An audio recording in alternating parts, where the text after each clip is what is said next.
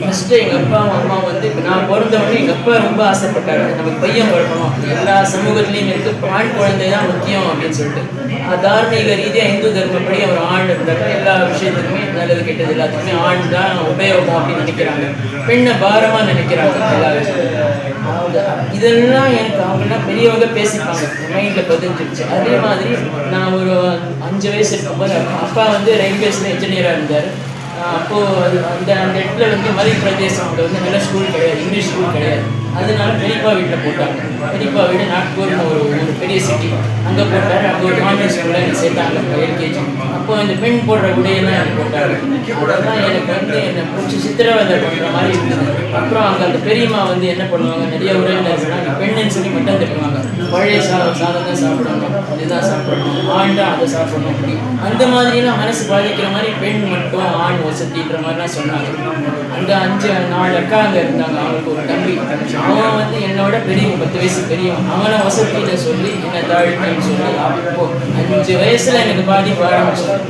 அதுக்கப்புறத்துலேருந்து நான் அந்த பெண் ட்ரெஸ் போட்டுட்டு நான் போகும்போது அப்புறம் எங்கள் அப்பா வந்து நான் ரொம்ப கஷ்டப்படுறேன்னு சொல்லிட்டு எல்லாரும் எங்கள் அப்பா அம்மாலாம் என்னை கூப்பிட்டு போயிட்டாங்க. சரி, கான்வென்ட் படிப்பு அதுக்காக ஆசைப்பட்டு தான் என்னை சேர்த்தாரு.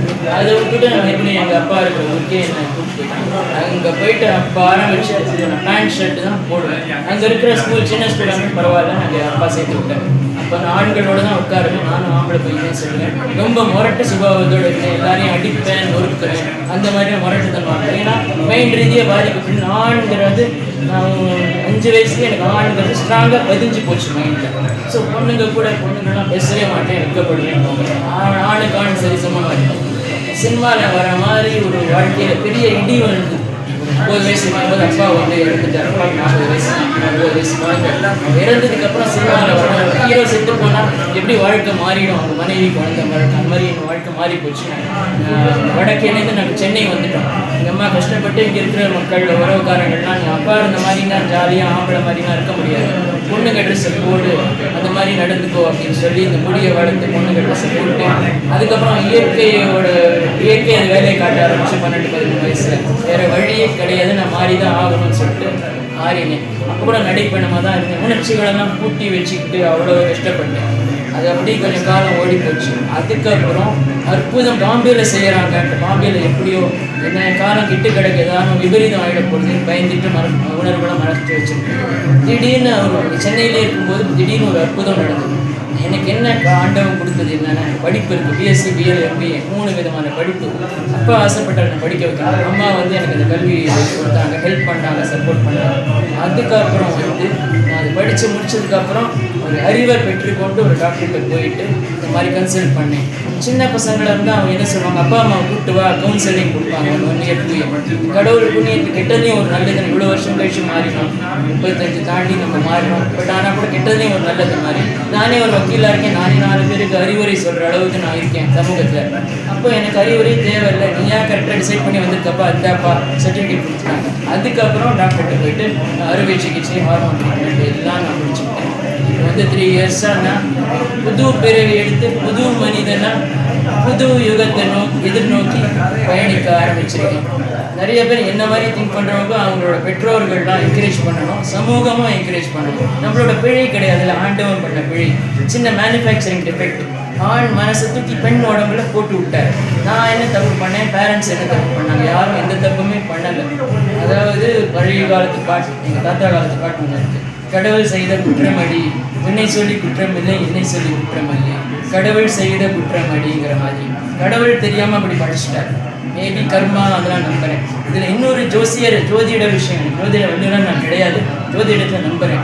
நம்ம நவகிரகத்திலேயே வந்து சனீஸ்வர பகவானும் புத பகவானும் வந்து அவங்க வந்து பாதி ஆண் பாதி பெண் அப்படி தான் கருதப்படுறாங்க. அதுலேயே சொல்கிறாங்க சனீஸ்வர பகவான் வந்து லெஸ்பியன் சொல்கிறாங்க, பெண் லெஸ்பியன். புத பகவான் வந்து நவகிரகத்திலேயே இளவரசன் அவர் தான். புதன்னா கம்யூனிகேட் பண்ணுறது, மெர்க்யூரி அப்படின்னு சொல்லி பிடிக்கிறது. மெர்க்யூரி என்னென்னா ஃப்ரீ ஃப்ளோ, லிக்விட், மெட்டல்லையே உலோகத்திலேயே லிக்விடாக இருக்கிறது மெர்க்யூரி தான். அதே மாதிரி எப்படி வேணாலும் ஃப்ளோ ஆகும். அதே மாதிரி ஆணும் எல்லாருமே இயற்கையாகவே எல்லா பெண்களுக்கும் ஆண் ஹார்மோன் கொஞ்சமாக இருக்கும், ஆண்களுக்கும் பெண் ஹார்மோன் கொஞ்சமாக இருக்குது. இப்போ எங்களுக்கு வந்து ஹார்மோன் இயற்கையாக இல்லைன்றதுனால நாங்கள் செலுத்த வேண்டியதாக இருக்குது. அதுதான் விஷயம். படிக்காதவங்க என்ன பண்ணுவாங்க, டியூஷன் வச்சு இது பண்ணிக்கணும். அந்த மாதிரி ஹார்மோன் கடவுளை நம்ம கொடுக்கல, நம்ம செயற்கையாக பண்ணுறோம். அது இஷ்டத்துக்கு பண்ணிட மாட்டாங்க, விருப்பத்தோடு பண்ணுறோம். டாக்டர்களும் கரெக்டாக பார்த்து பரிந்துரைக்கிறாங்க. டாக்டர் சூப்பர்விஷனோடு தான் நம்ம செய்யணும், இல்லாட்டி நம்ம உடம்புக்கு கெடுதல் ஆகிடும். அதனால் நான் என்ன சொல்கிறேன், முழுவதுமாக நான் ஆரோக்கியமாக உணர்றேன். டாக்டருமே அப்படியே பண்ணிட மாட்டாங்க, 1000 டெஸ்ட் பண்ணுவாங்க. சுகர் இருக்கா, ப்ரெஷர் இருக்கா, பிரச்சனை இருக்கா, அலர்ஜி இருக்கா, எல்லாம் கேட்டு 1000 முறை கேட்டு ஊர்ஜிதப்படுத்திட்டு தான் பின் தான் இந்த மாதிரி சிகிச்சைகள்லாம் பண்ணுவாங்க. கடவுள் புண்ணியத்தை எனக்கு எல்லா விதத்துலையும் இதுவாக இருக்குது. எல்லாத்துக்குமே என்னோட கடவுள் அனுகிரகத்தோடு எனக்கு ஒத்துக்கொண்டது எல்லாமே.